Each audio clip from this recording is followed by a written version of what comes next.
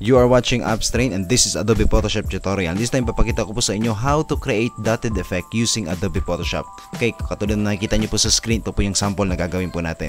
Okay, ang first step na gagawin po natin ay gawin nating black and white yung ating image. So punta tayo dito sa ating layers panel, then magbibigay tayo ng control, click natin yung black and white. Ayan, to. Pagkatapos, babaan natin yung contrast. Ay, yan, nabigyan natin siya ng contrast, babaan natin yung ibang mga color na. Ayan. Okay, pag satisfy na tayo, ang next step natin na gagawin, mag-create tayo ng new layer para magbigay tayo ng 50% gray fill. Okay, click natin yung new layer, then punta tayo dito sa edit, then fill. Okay, 50% gray. Yan. Then click natin okay. Dito tayo sa gray maglalagay ng dotted effect. So make sure lang bago natin gawin yun, dapat naka-default yung black, yung ating black at saka white yung ating color, yung foreground at saka yung background.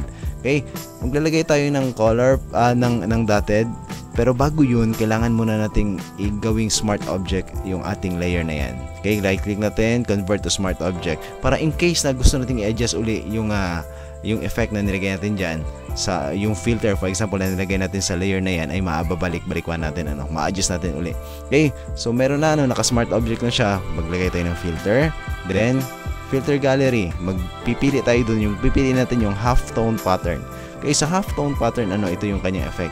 So gagawin natin, kung mas mababa yung size, mas pino yung dotted, medyo mataas ay malalaki. So mas maganda, medyo pino lang, Ayan, then yung contrast natin is 0 natin, then pattern type dot. Then click natin okay. Ayan, so meron tayong mga dots So ang gagawin po natin dito sa layers panel, i-select, click natin yung naka-active yung layer 1, then click natin yung dito sa preset hard mix. Ayun, meron na Pero kung titingnan niyo yung ating mga dots, parang napaka siya So yung horizontal at saka vertical niya napaka straight So gagawin natin, magbibigay tayo ng konting twirl ito-twirl natin ng konti. So layer 1 pa rin, punta tayo dito sa ating filter.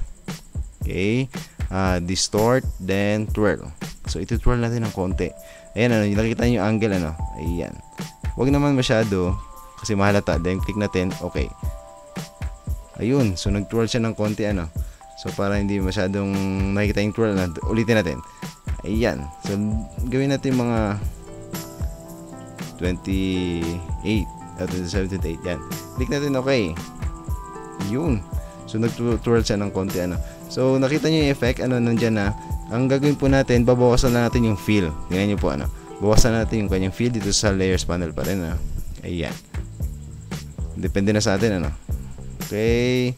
Ayan iyon. So nakikita natin So ganun lang kadali gawin yung dotted effect na yan dito sa Adobe Photoshop. Okay, question baka may tanong nyo, pwede ba yan sa colored? Actually pwede nilagyan ko lang kasi ng black and white. Pero kung i-uncheck natin yan, i-hide natin yung black and white, itong labas niya.